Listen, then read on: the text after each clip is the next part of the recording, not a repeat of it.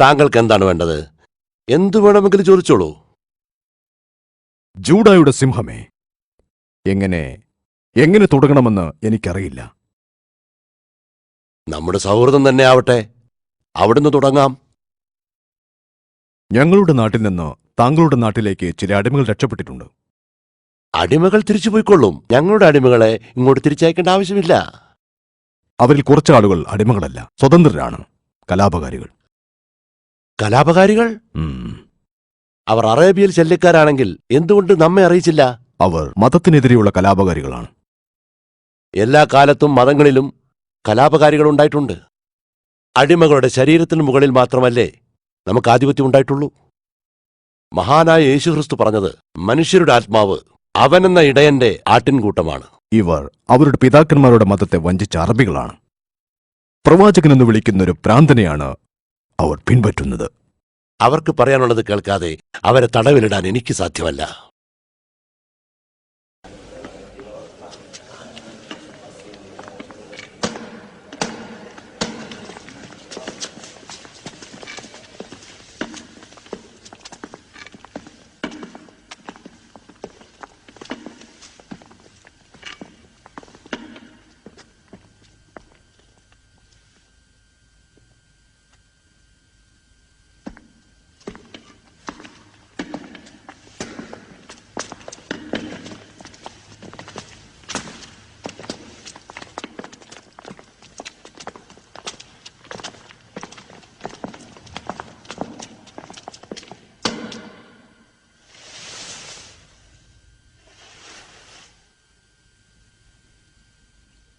അവരുടെ കുനിയാത്ത തലകൾ, അതുമതി അവർക്ക് തൂക്കുമരം ലഭിക്കാൻ.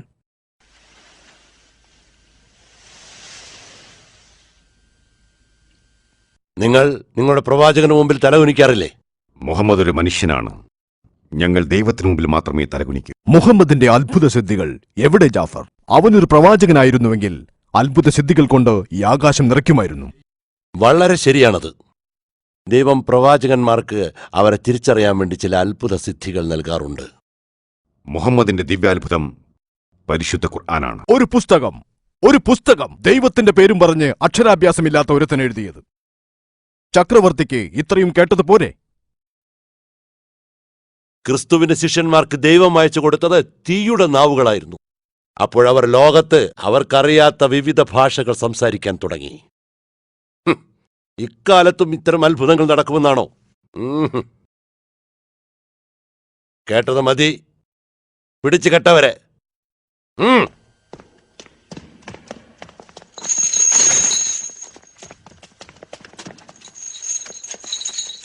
മക്കയിലെ പീഡനം സഹിക്കാൻ വയ്യാതായപ്പോഴാണ് തിരുമേനി ഞങ്ങളെ താങ്കളുടെ അടുത്തേക്ക് അയച്ചത്. നീതിമാനും മനുഷ്യസ്നേഹിയുമായ താങ്കളുടെ അടുത്തേക്ക്. അവർ പീഡനമെന്ന് പറയുന്നത് അവർക്ക് കിട്ടേണ്ട ശിക്ഷയായിരുന്നു. അതാണ് നിയമം. പ്രവാചകൻ എന്തിനാ നിങ്ങളെ ഇങ്ങോട്ട് അയച്ചത്? കാരണം താങ്കളും ഞങ്ങളെപ്പോലെ ഏകദൈവത്തിന്റെ ഗ്രന്ഥത്തിൽ വിശ്വസിക്കുന്നു. താങ്കളുടെ വിശാല ഹൃദയത്തിൽ ദൈവം ഞങ്ങളെ സംരക്ഷിക്കുമെന്ന് അദ്ദേഹം കരുതി. ഇവരോട് സംസാരിക്കുന്നത് വെള്ളത്തിൽ എഴുതുന്നത് പോലുള്ള ഒരു പാഴ്വേലയാണ്. പക്ഷെ ഇപ്പോൾ അവർ പറയുന്നത് കേൾക്കാൻ ഞാൻ ബാധ്യസ്ഥനാണ് സുഹൃത്തെ.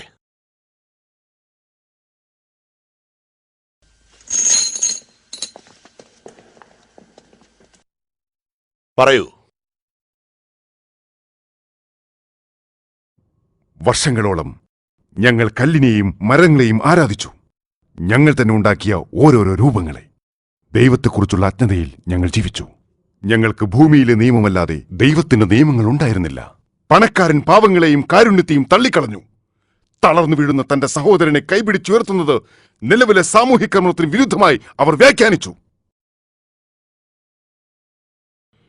ഈ മനുഷ്യത്വമില്ലാത്ത സമൂഹത്തിന് മാതൃകയായി ദൈവം ഒരാളെ കാണിച്ചു തന്നു. ഞങ്ങൾ അദ്ദേഹത്തിൽ വിശ്വസിച്ചു.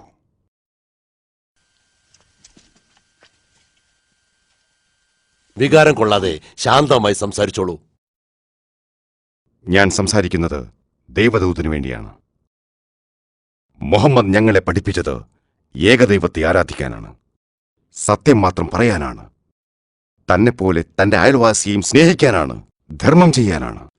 ഒരു പുഞ്ചിരി പോലും ധർമ്മമാണെന്ന് അദ്ദേഹം പഠിപ്പിച്ചു. സ്ത്രീകളുടെ അഭിമാനം സംരക്ഷിക്കാൻ, അനാഥർക്ക് അഭയം നൽകാൻ, കല്ലുകളുടെയും മരങ്ങളുടെയും ദൈവങ്ങളിൽ നിന്ന് വഴിമാറിപ്പോകാൻ. ഈ ദൈവനിഷേധം കേട്ടുകൊണ്ടിരിക്കാൻ എനിക്ക് കഴിയുന്നില്ല. ഞങ്ങളൊരു പുരാതന സംസ്കാരത്തിന്റെ ആളുകളാണ്. ദൈവത്തിനെ അറിയാത്ത ആളുകൾക്ക് അതിനെ കല്ലെന്നും മരമെന്നും വിളിക്കാനാവൂ. ബിംബങ്ങളുടെ ബാഹ്യരൂപത്തെയല്ല, മറിച്ച് അതിനുള്ളിൽ കുടികൊള്ളുന്ന ആത്മാവിനെയാണ് ഞങ്ങൾ ആരാധിക്കുന്നത്. ശരിയാണ്, ബിംബാരാധന എല്ലാവർക്കും എപ്പോഴും ഉൾക്കൊള്ളാൻ കഴിയണമെന്നില്ല. നന്ദി തിരുമനസേ. ഇനി ഇവർ സ്ത്രീകളെക്കുറിച്ച് പറയുന്നത് എന്താണെന്ന് കേട്ടോളൂ. ദൈവം സ്ത്രീയെ പുരുഷന്റെ ഇണയായാണ് സൃഷ്ടിച്ചത്. അവൾ വ്യത്യസ്തയാണെങ്കിലും പുരുഷന് തുല്യാണ്. തുല്യരോ? നമ്മൾ അവരെ വിലയ്ക്ക് വാങ്ങുന്നു, തീറ്റിപ്പോറ്റുന്നു, വസ്ത്രം ധരിപ്പിക്കുന്നു, ഉപയോഗിക്കുന്നു, ഉപേക്ഷിക്കുന്നു. എന്നിട്ടവർ നമുക്ക് തുല്യരാണത്രേ.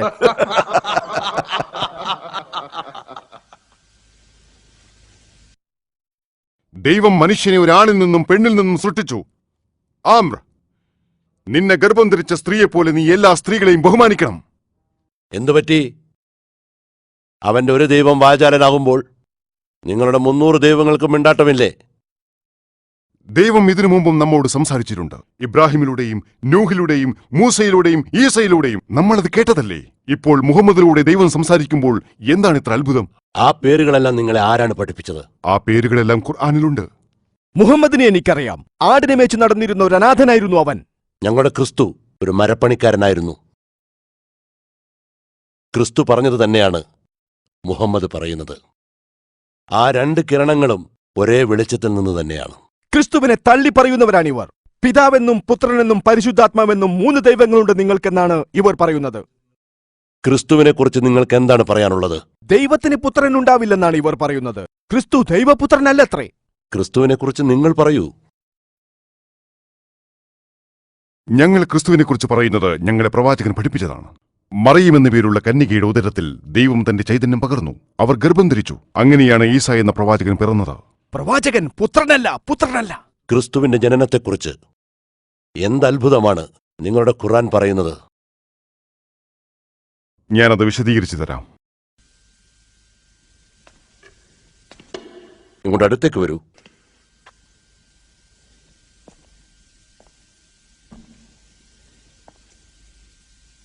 പരമകാരുണികനും കരുണാവാരിധിയുമായ അള്ളാഹുവിന്റെ നാമത്തിൽ.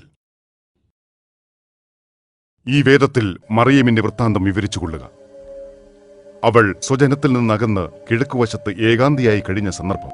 അവൾ ഒരു തിരശ്ശീലയിട്ട് മറഞ്ഞിരിക്കുകയായിരുന്നു. ഈ അവസരത്തിൽ നാം നമ്മുടെ മലക്കിനെ അവരിലേക്ക് അയച്ചു. മലക്ക് തികഞ്ഞ മനുഷ്യരൂപത്തിൽ അവർക്ക് പ്രത്യക്ഷനായി. പെട്ടെന്ന് മറിയം പറഞ്ഞു, ഞാൻ നിങ്ങളിൽ നിന്ന് കാരുണ്യവാനായ അള്ളാഹുവിൽ അഭയം തേടുന്നു. നിങ്ങൾ ഒരു ദൈവഭയമുള്ളവനാണെങ്കിൽ.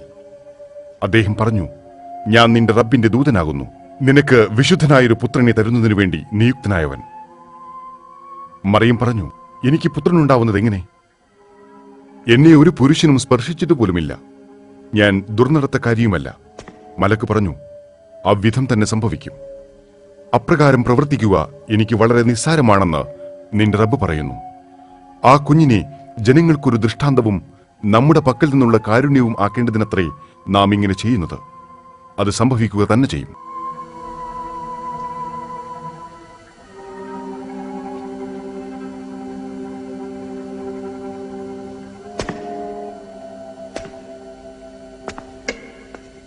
ഞങ്ങൾക്കും നിങ്ങൾക്കും ഇടയിലുള്ള വ്യത്യാസം ഈ വരയേക്കാൾ വലുതല്ല.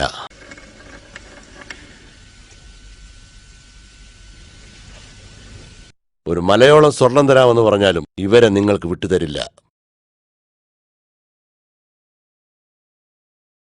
നിങ്ങൾക്ക് സമാധാനമായി അബ്സീനിയയിൽ ജീവിക്കാം. നിങ്ങൾ ആഗ്രഹിക്കുന്ന കാലം അത്രയും ദൈവം നിങ്ങളെ രക്ഷിക്കട്ടെ. നന്മകൾ വരട്ടെ.